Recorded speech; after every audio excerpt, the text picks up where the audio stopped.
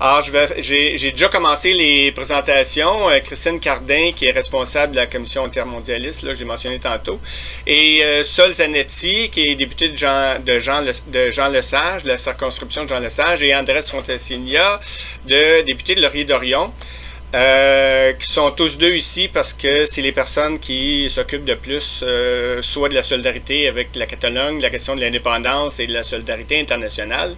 Alors, bon, le but premier, c'est une entrevue pour être publiée dans Presto à gauche, mais aussi de partager avec toi, Carles, ta vision de la situation maintenant avec le résultat de l'élection maintenant du Parlement catalan, mais surtout, en fait, je t'ai déjà envoyé les questions, mais juste pour les rappeler aux autres personnes qui sont ici.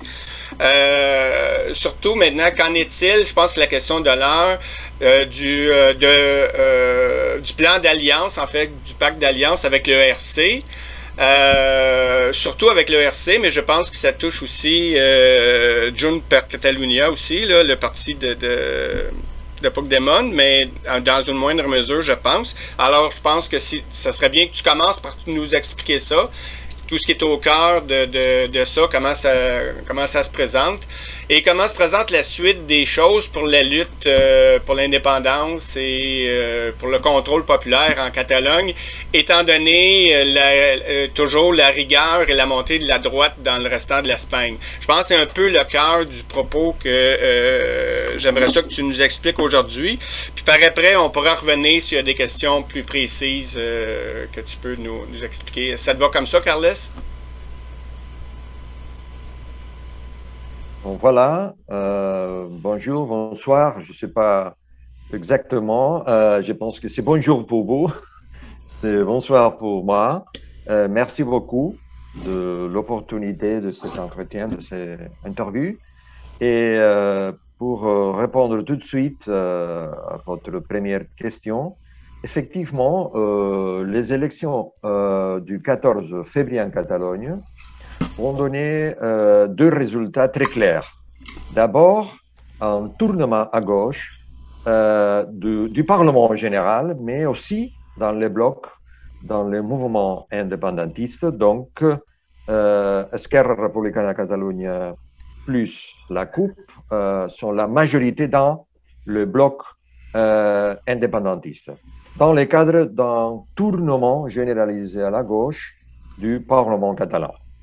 La deuxième donnée très importante aussi des élections du 14 février, c'est un renforcement du bloc indépendantiste dans le Parlement catalan. Donc, par la première fois, on a supéré le taux du 50%. Donc, actuellement, nous sommes le 52%, donc 74 députés indépendantistes dans le Parlement catalan. Donc, ça, c'est un bon succès. Il s'agit d'un bon succès pour la gauche, pour l'indépendantisme de gauche et pour l'indépendantisme comme tel.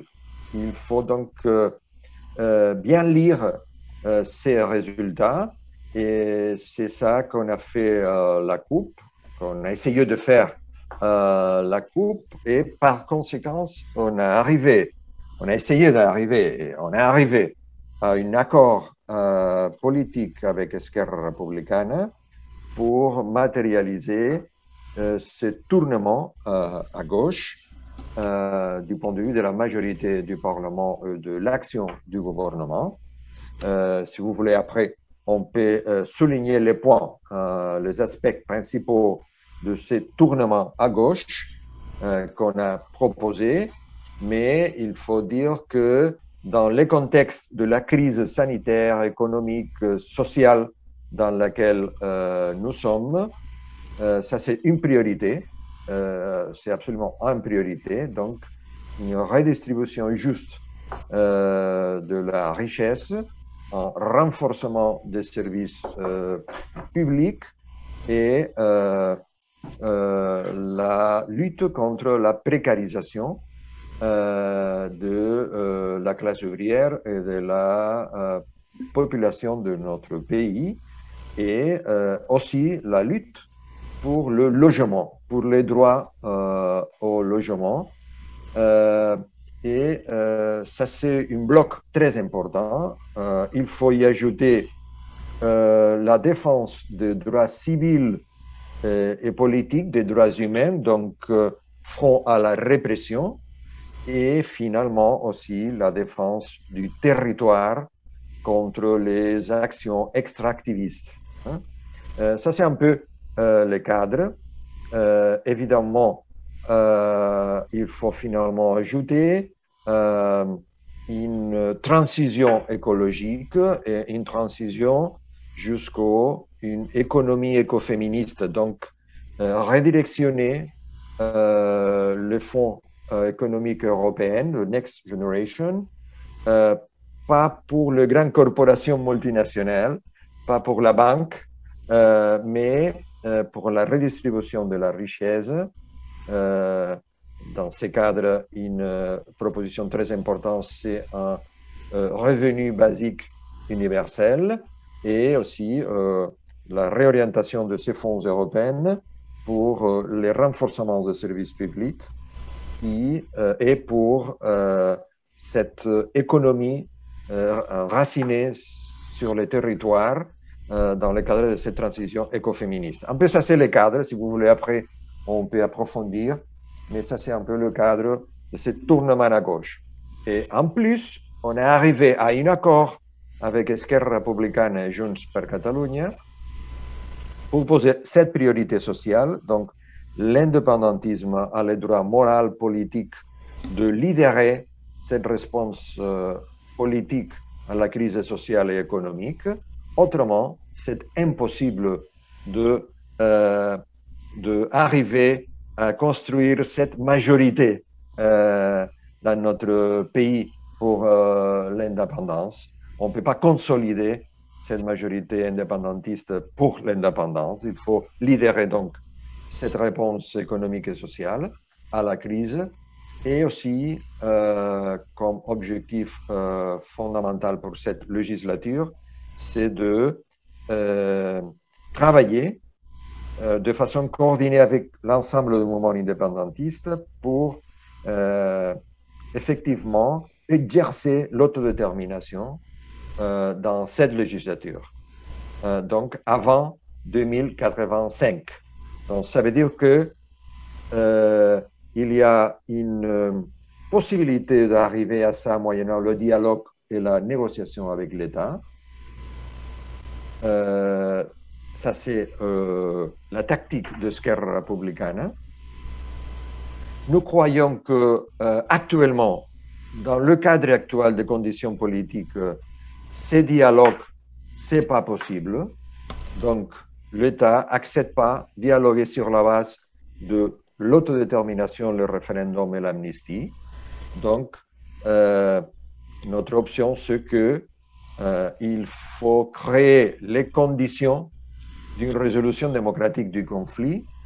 Donc, il faut une révolte, une révolution démocratique avec la mobilisation sociale, la désobéissance civile, la souveraineté des institutions pour forcer un scénario de résolution démocratique du conflit au niveau multilatéral international qui oblige l'État espagnol à accepter donc, un référendum et accepter donc, l'application de l'amnistie. Donc, on est arrivé à un accord avec ERC et Junts de que dans cette législature, on va donner une opportunité au dialogue avec l'État, mais qu'en absence d'un État qui veut négocier sur la base de l'autodétermination de l'amnistie, on va générer un nouvel combat démocratique avec l'État.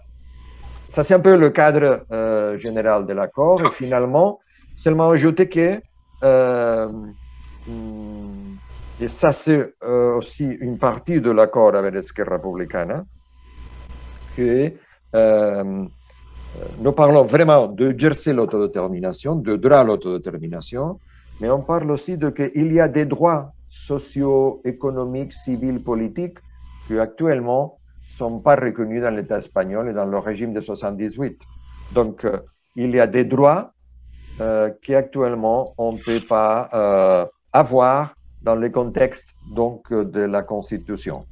Et notre proposition, qui fait partie de cet accord, est que quand il s'agit de la défense des droits, qui sont une émergence et qui ont le soutien d'une grande part de la majorité de la société catalane, le Parlement va législer, le gouvernement va actuer de telle façon que la Constitution et le tribunal constitutionnel espagnol ne soient pas une limite. Donc un conflit de souveraineté aussi pour la défense des droits. Parce qu'il y a des droits qui finalement ne sont pas possibles dans la Constitution. Et notre projet indépendantiste, c'est la création d'une république avec un cadre de droit plus large que les cadres de droit qui actuellement sont possibles dans l'État espagnol. Non? Ça, c'est un peu le concept. Et en plus, on pense que ce conflit démocratique pour la défense des droits, par exemple le droit au logement, etc., non? C'est aussi une stratégie de lutte qui fait plus évident la nécessité, le besoin de l'autodétermination, de supérer ces limites.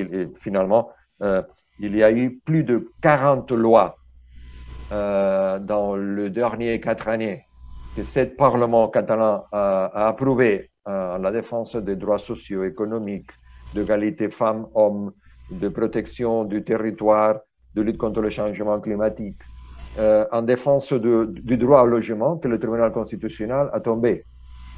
Donc, ça c'est aussi un problème qui nous demande d'actuer avec souveraineté. Ça c'est un peu le cadre. Donc, vous faites vous faites une alliance avec le RC, mais en fait, votre objectif aussi, c'est de remobiliser la base sociale à travers le programme que vous défendez, par exemple le logement, par rapport voilà. et pour donner un sentiment d'appartenance.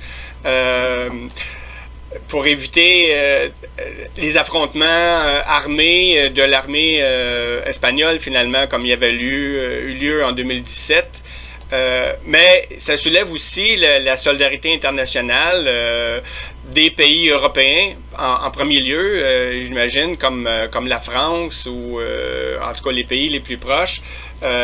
Vous en avez fait mention un peu dans d'autres entrevues. Alors, comment vous voyez ça, le développement de la solidarité internationale en ce moment pour réussir à freiner finalement l'État espagnol dans ses agressions contre la Catalogne? Nous avons assumé la répression comme un phénomène inévitable, étant donné la nature, le profil de l'État espagnol et de le régime de 78, qui est très bien installé dans l'État espagnol. Donc, on assumait la répression comme inévitable, pas comme désirable, mais aussi comme inévitable. Mais, de toute façon, vraiment, nous savons que le cadre de résolution démocratique de ces conflits va être pas seulement bilatéral. Le cadre de résolution de ce conflit démocratique va être à échelle nécessairement multilatérale et internationale. Non?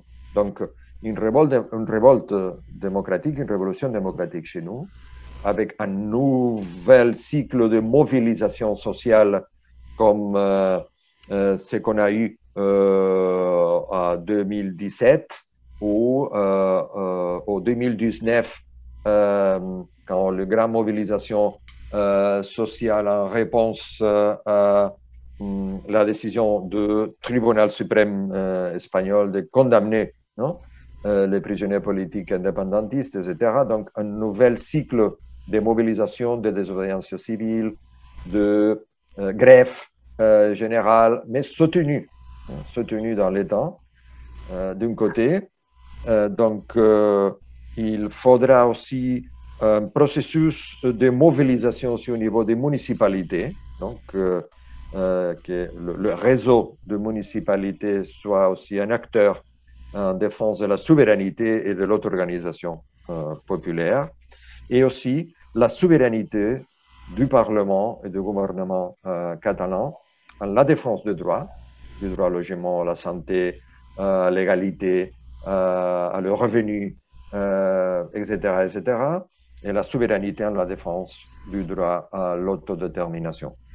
Ça doit générer un contexte de concertation multilatérale internationale qui oblige l'État espagnol à entrer dans une logique de dialogue, de négociation sur la base de l'amnistie et l'autodétermination. Ça, c'est la stratégie. Donc, la dimension internationale va être fondamentale et la solidarité internationale va être fondamentale. Donc, il faut exprimer, il faut montrer à la communauté internationale qu'il s'agit d'une lutte démocratique, qu'il ne s'agit pas d'un projet identitaire, qu'il ne s'agit pas d'un projet indépendantiste identitaire. Donc, il s'agit de la construction d'un espace social, politique, démocratique sur le territoire catalan, plus large en ce qui concerne aux droits sociaux, humains, civils, économiques, politiques, plus large par comparaison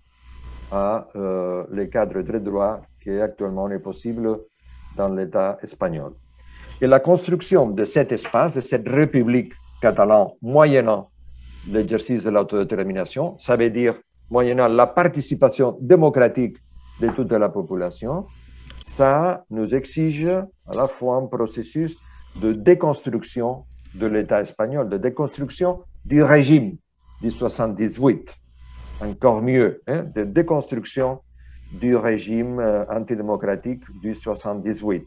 Donc, c'est déconstitution d'un régime et constitution d'un nouvel espace démocratique et de droit chez nous, au pays catalan. Donc, ce processus de construction du régime de 78, ça c'est un processus donc, de construction et de constitution d'une nouvelle légitimité qui aussi ouvre l'opportunité de nouveaux rapports, de nouvelles relations, de nouvelles solidarités dans le cadre de l'État espagnol et aussi au niveau international. Donc, c'est un processus, si vous voulez, hein, de déconstruction et de construction qui nous donne l'opportunité de nouveaux rapports, de nouvelles relations, de nouveaux espaces de solidarité, d'internationalisme, d'alliance dans le cadre de l'État espagnol, avec les mouvements populaires, avec la gauche de l'État espagnol, et aussi à niveau international. Donc, on veut aussi la naissance chez nous d'un nouvel sujet géopolitique euro-méditerranéen qui peut jouer un nouvel rôle dans la construction de cet espace politique, de rapports, de solidarité, de coopération, etc. Hein? Donc, ça, à la fois, ça suppose une opportunité pour la gauche espagnole, pas seulement pour les Basques, pour les Galiciens, mais aussi pour le républicanisme espagnol, pour refonder l'État. Et après, on va voir quel type de rapport, de relation, de coopération on peut établir. Premier, d'abord sur l'autodétermination, que la population catalane peut décider démocratiquement leur futur politique. Et donc, notre proposition, c'est une république indépendante, mais à partir de ça, librement, on peut décider les rapports avec le reste du peuple, de l'État et de l'Europe, etc. Il y a Sol qui a une question à toi, Sol. Oui, merci beaucoup. C'est vraiment intéressant. J'ai une question par rapport à la stratégie. Je comprends bien que là, la démarche, c'est vraiment une démarche de mobilisation populaire, de développement d'un rapport de force citoyen face à l'État espagnol, par exemple. Est-ce qu'il y a dans l'entente ou dans la stratégie pour cette législature-ci, parce que j'ai compris aussi que le but, c'est atteindre la souveraineté et l'indépendance d'ici 2025 dans la législature actuelle. Est-ce qu'il y a des projets, par exemple, d'assemblée constituante ou de référendum sur une assemblée constituante ou de déclaration unilatérale d'indépendance, où on en est par rapport à, par exemple, la feuille de route qui avait été mise sur pied il y a plusieurs années? Est-ce que ces choses-là sont encore dans l'horizon stratégique? Oui. possiblement, probablement parler de l'indépendance pendant cette législature, c'est trop optimiste. On parle d'exercer l'autodétermination dans cette législature. Donc, on parle de la célébration d'un référendum. Donc, il faut créer les conditions nationales et internationales pour faire possible ce nouveau référendum. Et initier donc le processus constituant. Donc, ça inclut les initiatives que vous venez de souligner, non? Donc, célébration de le référendum et ouverture d'un processus constituant qui va comporter aussi la naissance d'une assemblée constituante, etc., etc. Mais il faut penser que arriver à l'indépendance et à la République, c'est un processus qui va nous demander plusieurs actes d'autodétermination, plusieurs actes de souveraineté, un long processus de mobilisation pour déconstruire et pour construire. Donc, notre objectif, c'est dans le cadre de les prochaines 4 ou 5 années, arriver à un moment à nouveau important du point de vue de l'autodétermination avec un référendum et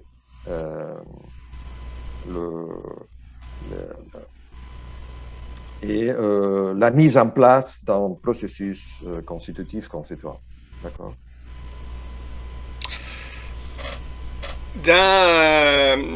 Dans un autre ordre d'idées, en ce qui concerne l'État espagnol, il y a eu récemment des déclarations de gracier les camarades emprisonnés de la part de Pedro Sanchez et quels sont vos commentaires par rapport à ça? Oui.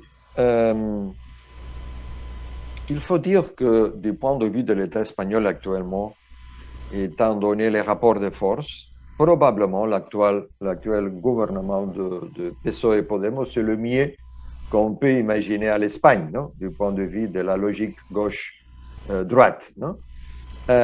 Mais il faut comprendre la nature du régime de 78 qui fait que ce gouvernement n'est pas capable de donner une réponse démocratique de résolution de ces conflits. Pas seulement de ça, hein. C'est un gouvernement absolument limité du point de vue de contrôle de l'appareil juridique, de ce que c'est les réseaux du régime, non? C'est cette combinaison de pouvoirs judiciaires, militaires, religieux, d'entreprises, de la banque, de moyens de communication, etc. Cette combinaison d'acteurs qui fait le régime de 78 est plus fort que le gouvernement, non? Donc, ça c'est une donnée qu'il faut voir avec clarté. Donc, malgré ça, le gouvernement de Pedro Sánchez veut une étape de distension, de réduction du conflit. Donc, ce qu'on fait, c'est de mesures de grâce du point de vue de la répression. C'est ça. Mais jamais le gouvernement du PSOE va offrir une résolution démocratique du conflit sur la base de l'amnistie et l'autodétermination. Il faudra forcer ce scénario moyennant cette révolution démocratique qu'on propose, non? À échelle multinationale et internationale et multilatérale. Actuellement, ça, c'est pas possible. Mais il y a deux gestes de désactivation du conflit, non? Basés sur des mesures de grâce au niveau judiciaire, avec la finalité de finir le conflit. Voilà. Et d'avoir une certaine légitimation démocratique au niveau international. Bon. Les indultes sont une mesure de grâce que ce n'est pas la solution politique. Ça ne signifie pas une solution politique. C'est une distension du conflit. C'est bien différent de la part de l'État. La solution politique, l'unique solution politique, c'est l'amnistie, qui toujours devra être liée à la possibilité d'exercer l'autodétermination dans un nouvel cadre. Parce qu'il y a 9 prisonniers politiques, il y a pas mal d'exilés, il y a presque 4000 personnes qui actuellement sont réprimées, sont avec des causes judiciaires, des processus judiciaires pour sa participation aux mobilisations indépendantistes. Oui? Donc il faut un cadre d'amnistie. Nous avons un profond respect pour les stratégies antirépressives et judiciaires de chacun des prisonniers politiques exiliés. Nous n'avons rien à dire du point de vue de les options individuelles, mais la solution politique, ce n'est pas les indultes, c'est l'amnistie, bien sûr, bien entendu. Donc, on peut reconnaître les indultes comme une intention de Pedro Sánchez de finaliser le conflit avec une mesure de distension. Notre réponse, c'est que les conflits démocratiques, la confrontation démocratique, c'est absolument inévitable pour arriver à un cadre de véritable résolution démocratique du conflit. C'est comme le débat de l'unilatéralité. Non? En absence d'un État qui veut dialoguer, sincèrement, sur la base de l'autodétermination et de l'amnistie, l'unilatéralité, c'est inévitable. Non? Donc, le référendum de 2017, la grève générale du 3 octobre 2017, donne au mouvement indépendantiste la légitimité pour actuer de façon unilatérale, en absence d'un État qui veut dialoguer, pour créer les conditions du dialogue, qui actuellement n'existent pas. Je céderai la parole à Andrés. Oui, bonjour, monsieur Riera. Moi, j'aimerais que vous nous expliquiez un peu plus en détail votre démarche menant vers le référendum. On sait ce qui s'est passé en 2017. Comment susciter un accord politique avec le gouvernement qui, en soi, ce que je comprends, ne veut rien savoir d'un référendum, mais comment obtenir cet accord politique qui peut permettre l'expression de la volonté populaire à travers un référendum. Et voilà, c'est grosso modo cette question-là. Bon, actuellement, l'unique façon d'arriver à un référendum de cette nature, c'est développer un tel conflit politique, social et démocratique, et un tel niveau de conflit soutenu dans le temps, que la solution d'un référendum soit irréversible. C'est ça. C'est développer un tel niveau de conflit démocratique que la communauté internationale, ou une partie de la communauté internationale, propose ce référendum comme solution démocratique. Parce que ça, jamais va arriver de l'État espagnol. Jamais. Donc, on peut accepter des autres solutions. Une réforme de l'autonomie, un débat sur les compétences autonomiques, etc. C'est la proposition actuellement de la gauche espagnole. D'oublier l'autodétermination, d'entrer dans un débat des compétences autonomiques et finalement porter un référendum à une réforme de le statut d'autonomie dans la Constitution espagnole. Mais ce n'est pas l'objectif du mouvement indépendantiste. Hein? Pour changer le cadre, il faut que la réalité des mobilisations le 1er octobre et le 3e octobre 2017 soit mise en place de nouveau augmentée et soutenue dans le temps. Donc, pour faire irréversible la solution du référendum. C'est pas facile, évidemment, non? Mais actuellement, c'est l'unique façon. Alors, notre stratégie, c'est de parler de que notre projet républicain, c'est un espace de droits. Il faut créer ces droits actuellement déjà. Donc, il faut actuellement lutter pour les droits au logement, pour les droits de la classe ouvrière, pour les droits à une santé publique de qualité universelle, pour les droits à l'éducation, etc., etc., etc. Et donc, la lutte de ces droits fait partie aussi de la lutte pour l'autodétermination. Donc ça pose en question les limites de la Constitution espagnole et les limites du tribunal constitutionnel qui interdit de façon continuée les lois de gauche que ces parlements approuvent. Voilà. Donc, on prépare les processus de mobilisation pour le référendum aussi à travers de la mobilisation et l'action souveraine du Parlement par rapport à la défense des droits. De façon que le référendum d'autodétermination, c'est une culmination. C'est un sommet d'un processus de lutte pour la souveraineté et la défense des droits. Dans ce cas, tu veux-tu? Oui, bien... Juste très rapidement, André, parce que je pense qu'on n'aura pas le temps, mais je vous entends, M. Riera, parler très souvent du dossier, de la question du sujet du logement. Et moi, je suis responsable dans mon caucus du dossier du logement. Peut-être qu'avec André, on pourrait voir à un autre moment un entretien, soit avec vous ou soit avec quelqu'un une personne de votre parti qui est plus, qui serait prête à me donner sur les dossiers du logement. Absolument. On parle de la création du parc de logement public.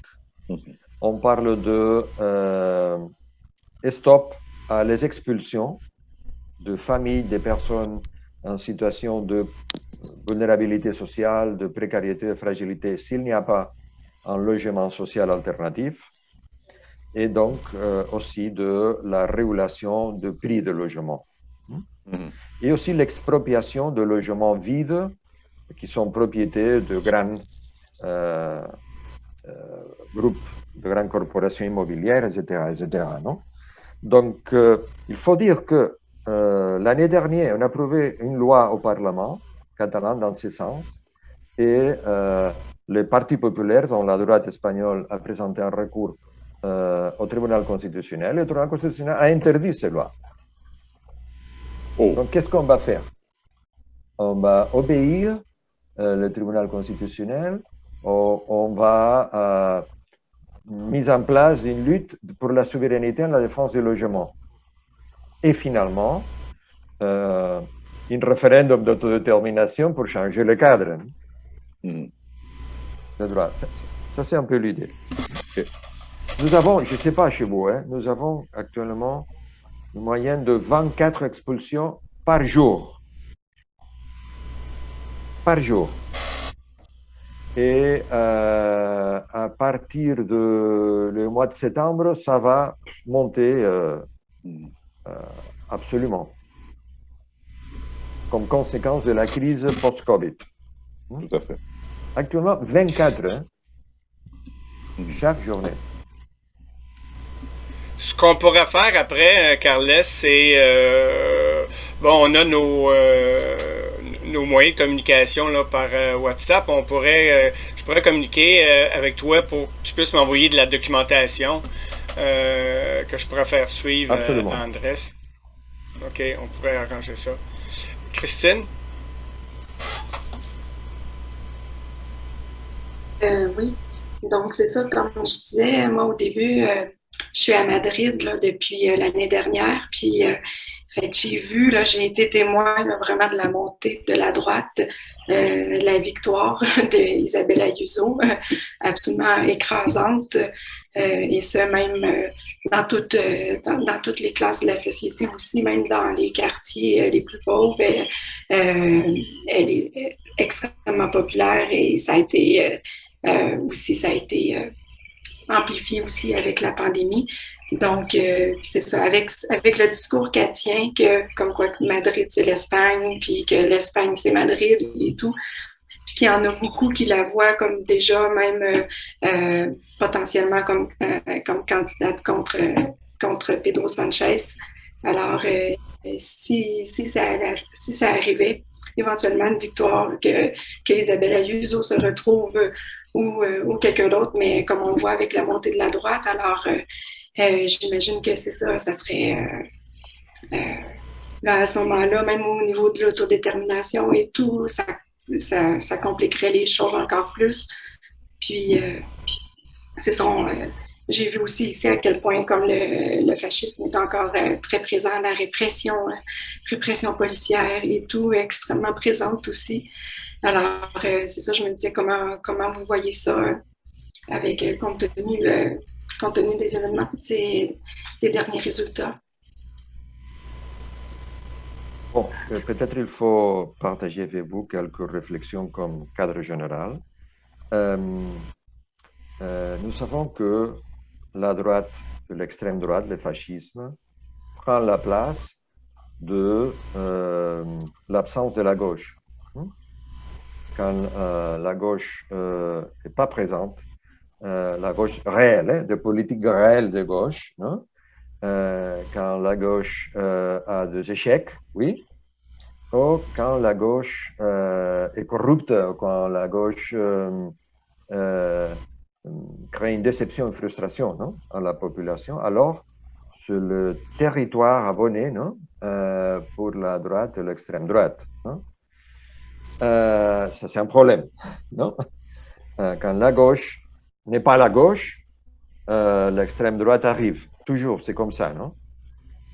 Après, il y a aussi, d'après le néolibéralisme comme culture dominante et hégémonique, non?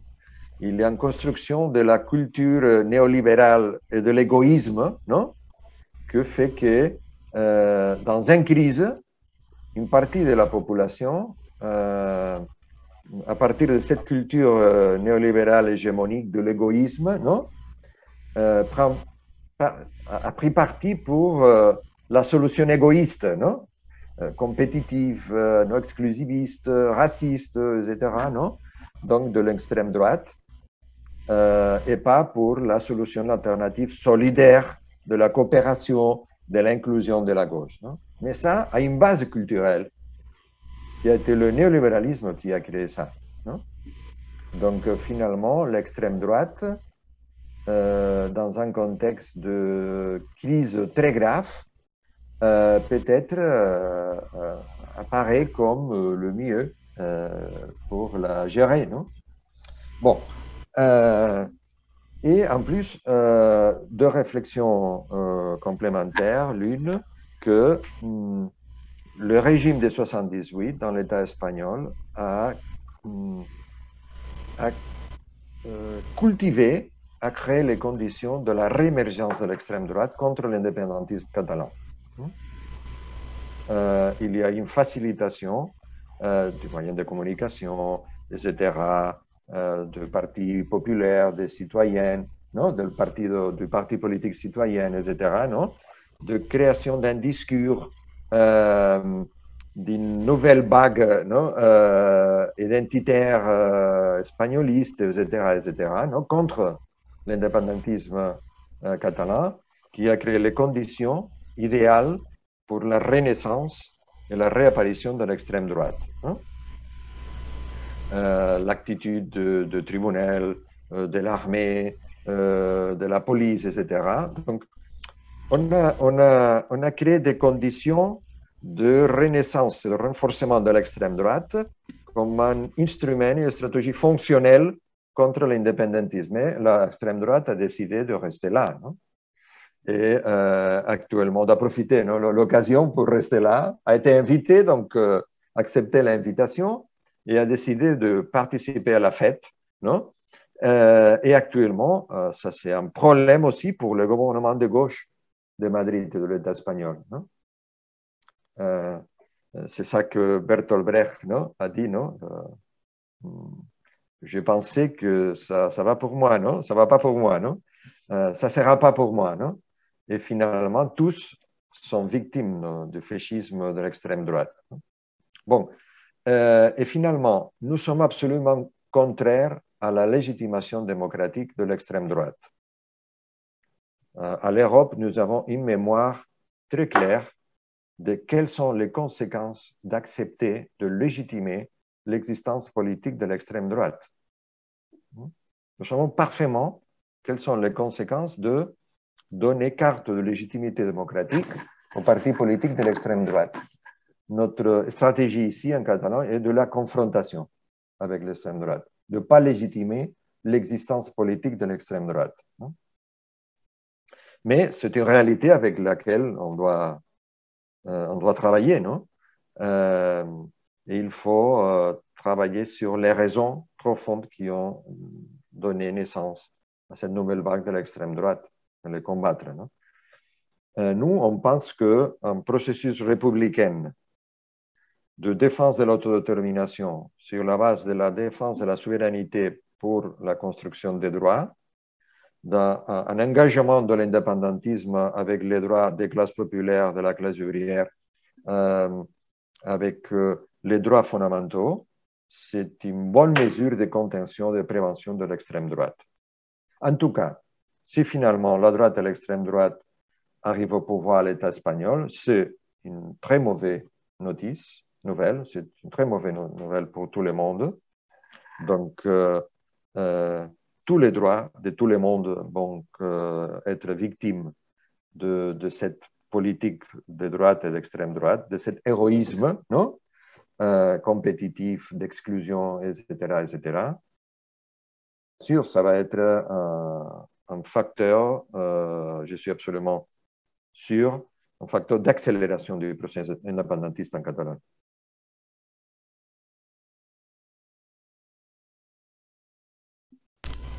On va devoir maintenant commencer à conclure pour finaliser dans le temps prévu. Alors, je ne sais pas s'il y a d'autres questions. Ce serait le moment s'il y a des dernières questions à poser. Et ensuite, on va devoir conclure. Ça va?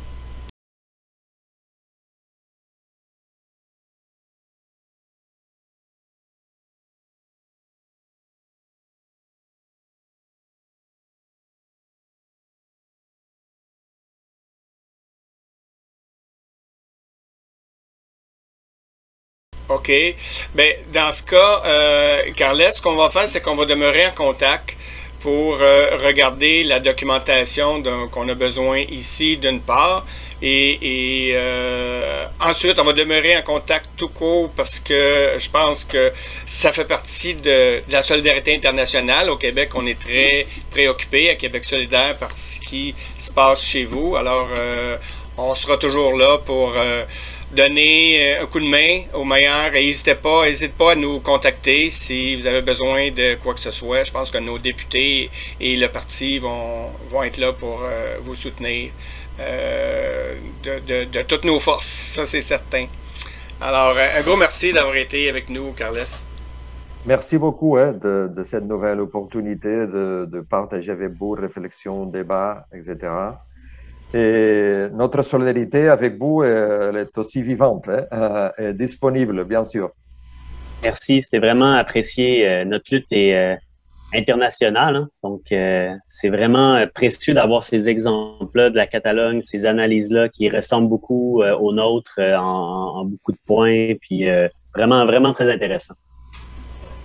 D'accord. Merci beaucoup. Donc, on reste en contact et à bientôt. On reste en contact, à bientôt. Bye bye. Merci, bye.